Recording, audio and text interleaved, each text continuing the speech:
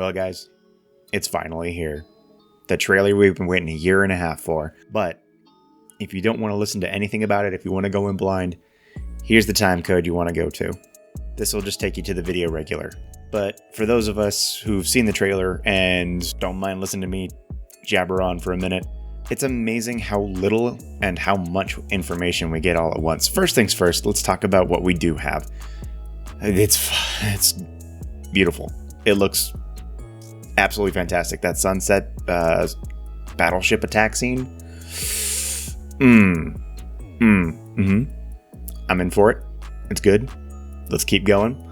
I like the great action shot of the monkey jumping in the air.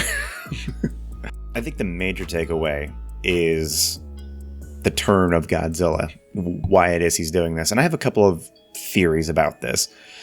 Those eagle-eyed viewers caught Mechagodzilla pretty much right off the bat at the very start of the trailer, which, kudos.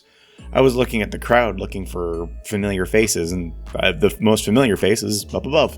I actually think that Kong's axe is made out of the same material that Mechagodzilla's suit or exoskeleton or whatever is going to be made out of.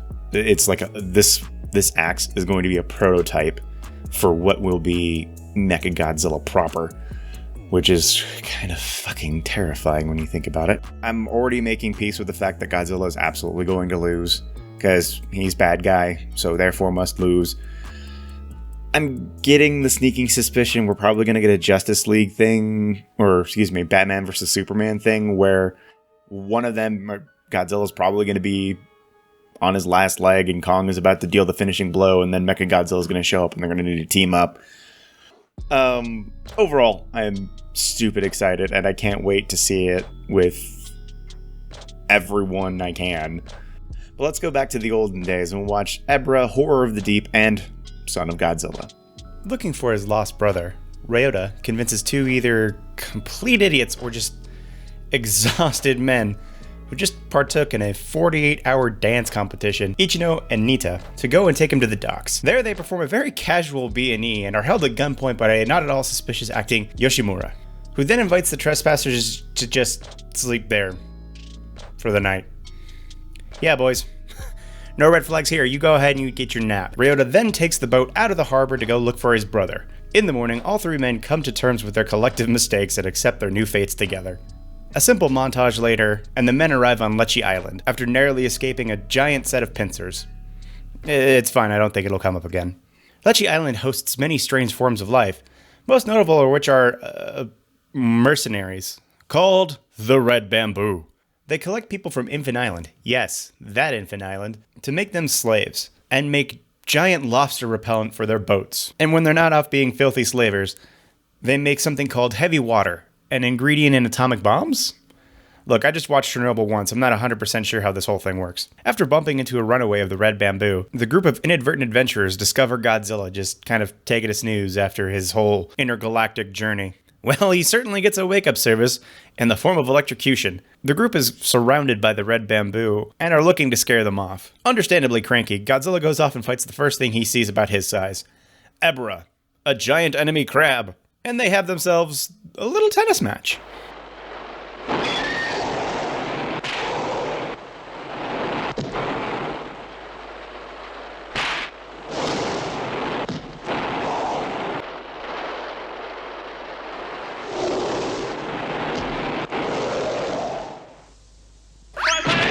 After he sends him packing, Godzilla is attacked by a giant bird.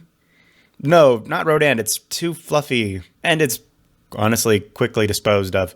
Freaking out that Godzilla is on their island, the Red Bamboo send off some jet fighters shortly after that, and that goes about as well as you might expect. Just being still grumpy, Godzilla goes off and busts up the Red Bamboo base, at which point the Red Bamboo puts a rush order on the Ebirah repellent. However, under the suggestion of Ichino, the Infant Island natives make a fake batch of repellent, which then fails to repel Ebirah, who then makes a very satisfying killing blow on the Red Bamboo.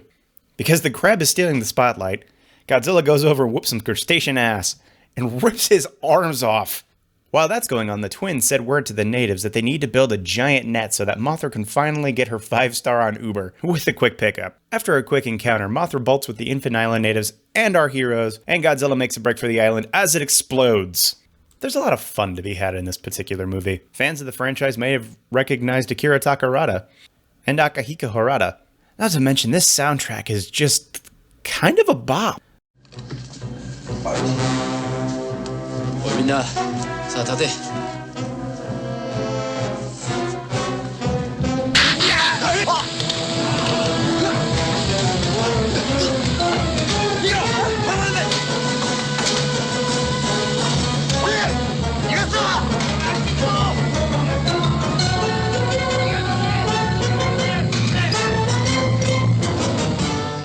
Couple that with some oddly violent imagery and some great monster fights, and you've got yourself one hell of a Godzilla movie.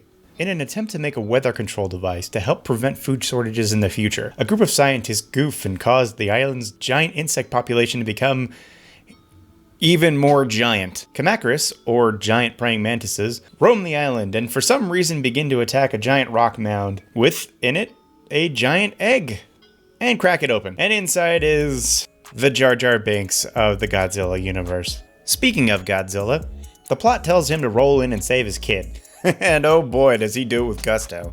The beatdown is so savage, and one does get to escape with just a little bit of shit in its pants. Though hesitant at first, Godzilla does eventually give the kid a ride on his tail and they stomp off into the sunset. Getting back to the human story, the scientists from earlier bump into Sayako. She was the daughter of a scientist who was studying the island, but he passed away about 7 years ago. This 7 years of solitude somehow gave her the opportunity to speak Godzilla, as she's able to somehow communicate with Minya. We also get an unmarked passage of time as Minya goes from being a little roly thing to an actual bipedal, almost Godzilla thing. We do get some pretty fun and charming moments when Godzilla tries to teach him how to blow his fire breath, or even roar. These easily stand out as some of the more memorable moments of this particular movie. Maki, a freelance journalist who just so happened to drop in, and Sayako face off against a giant Kamacuras.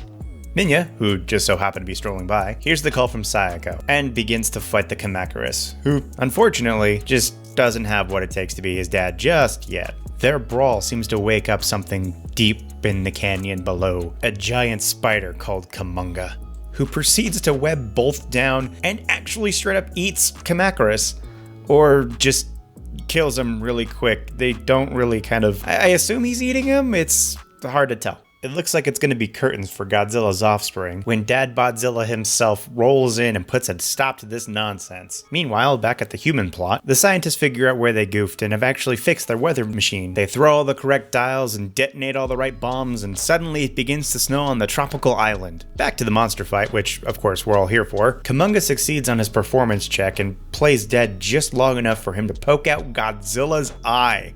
This victory and Kumonga himself are short-lived, as Godzilla and Minya burn him to death almost instantly after this. The movie ends with the island being snowed upon and Godzilla and Minya huddling together for warmth for hibernation. After 7 movies of Godzilla just walking over most everything or himself getting beat up, it is kind of interesting to see a paternal side to such a gigantic, devastating creature. While I understand why it's not everyone's favorite entry in the franchise, it's hard to ignore the significance of some of the imagery proposed here.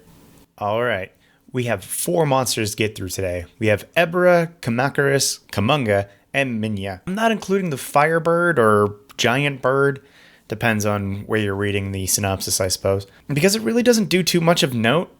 If you really want to stat it, it's just a rock. But let's look at the others in order of easiest to hardest to make. First up, we have Minya. This one was actually kind of rough at first. He doesn't really do much that I can stat from, but I boiled him down to his finer parts and I came up with my answer. What would be tantamount to a baby Godzilla? Is there anything that's infantile but destined for great things? What in its early stages of life can breathe fire? The answer is dragon hatchlings. More specific, a red dragon wormling. Since we gave Godzilla its fire and necrotic damage, it seems fitting to give to Minya at least half of that, so we're gonna give him the fire damage. Let's actually bring his HP down to 50, as we see Kamacuras stun him with one blow. Considering that we meet this character a few more times, I think it's fair to leave the saves and everything just the way they are, so really he's just a wormling. This one scared me for a little while. Surprisingly, no giant praying mantis stat could be found in the book. However, there are plenty of other creatures that do fit this look. I settled on the creature I found and have never actually heard of before, but this not only fits the look we're going for, but also has a lot of stats that we're looking for. Meet the adult Kurthric, found in Mordenkainen's Tome of Foes. Yes, it is one ugly bug. Size upgrade? Checked. Siege monster? Done. That AC is kind of up there, but the HP is kind of low, and since we do see Godzilla just squash these dudes without much effort, and with an upcoming ability that we'll talk about, it makes sense to leave it where it is. We are going to change that climb to fly though, since we don't really see it climbing around too much, but we do see it kind of glide a little bit. Pack tactics is absolutely what we see from these things. They're better in numbers. Let's bump up this damage though. Piercing Claw, from the Bone Claw, also found in Mordenkainen's Tome of Foes, looks pretty good in terms of attack, so we'll take this formula, which is 20 damage, and the conditions of the attack sound pretty good since they have the Kamacuras have these little arm hook thingies. So we're just going to keep this whole attack and reword a few things. And with stab, let's boost that up to 20 on hit. Really, there's not much to be done here. And now we're on to the big bad. For one of the most threatening baddies in Son of Godzilla, we have something lined up with pretty easy to see similarities. Monster Manual, page 328, the Giant Spider. Alright, a little bit of remodeling is in order. Size upgrade, you know it. Siege monster, done and done. This HP, however, not so much. It's certainly going to need a boost somewhere. Let's see, we need something that can go toe-to-toe with Godzilla for a little bit. Let's keep it in the bug family. How about a purple worm's HP? 247. After that, there's really no reason to mess with its overall stats and abilities. While we don't see many of them in action, it's fine. It's a huge spider. All of its abilities are well within the realm of reason. About the only thing that needs a bump is its bite attack, considering Goji gets his eye popped in. It's a pretty standout attack that needs a bit more damage. Let's give him plus 10 to hit, and that damage output to 26 with the poison staying as it is. It's a giant spider. What do you want to do? Alright, this whole thing has been pretty easy, so let's see what we got with Ebirah. We're going up against a giant lobster for this, and since there isn't a giant lobster stat block, we have to do a giant crab instead. Monster Manual, page 324. And much like the monster himself, the stat block is a joke, but stat I must. Gargantuan and Siege. Again, we need him to go toe-to-toe with the star of the movie, so we need to give him significantly more HP. Let's look into some more well-known aquatic creatures. How about... ooh, the Aboleth, 135 HP. He got smacked around, so leaving the AC at 15 seems to be fair. As it is a water creature, I think we need to up the swim speed. If we bump it up to 40 feet, as both the Aboleth and a plesiosaur, yes, there are dinosaurs in this game too, have that. Both primarily live in water, so this makes sense. We can also take away its land speed, as we never see, see what I did there? It leave the water.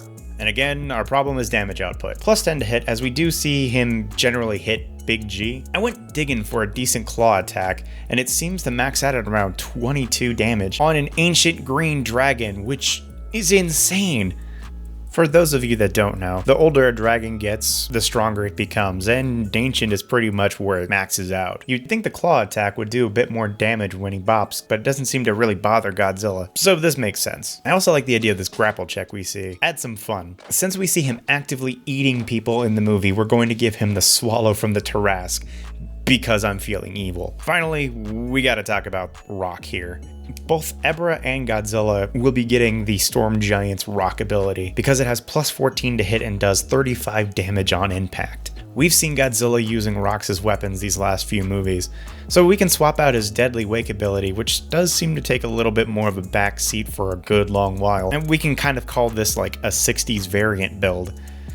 Getting back to Ebirah, I think we pretty much nailed it. Compared to last week's, this whole build process was pretty easy. Alright. Alright, for campaign setting, I'm thinking that everybody deserves a solid vacation session. It breaks up the city landscape and invites new ideas and concepts from the DM. Heck, the characters are practically a D&D party. Yoshimura is already a freaking rogue, but the party, as with a lot of my suggestions, could be on their way to an island getaway. And it could be interrupted by the giant lobster. They wash up on shore and find the red bamboo have been experimenting on local fauna and just mess them up in terms of size and power. The group could scour the jungle and find Kamakuras and Kamunga and attempt to foil the red bamboo's operation. Maybe even save Minya? You could have the whole island rigged to explode so you can have a fun get the hell off the island sequence lined up. And I think that's gonna do it for this video. As always, please leave your generic YouTube love anywhere you can. The likes, the bells, the subs, you know what to do. Speaking of YouTube, since my channel is so small, I do notice new subs, so I would like to say a very special thank you to Dr. Mifune, Zillapunk 2007, Monster Fan, Soldier 357, 2011 Dane, and Jugless Juggler 89. Thank you for a fantastic month. Yeah, it's been a month. January's pretty damn long, have you noticed? Next week, we're going back to the one movie formula. We're gonna meet some new, fresh faces for a movie that certainly doesn't deliver on its premise of destroy all monsters. Thanks for watching and take care of yourselves out there.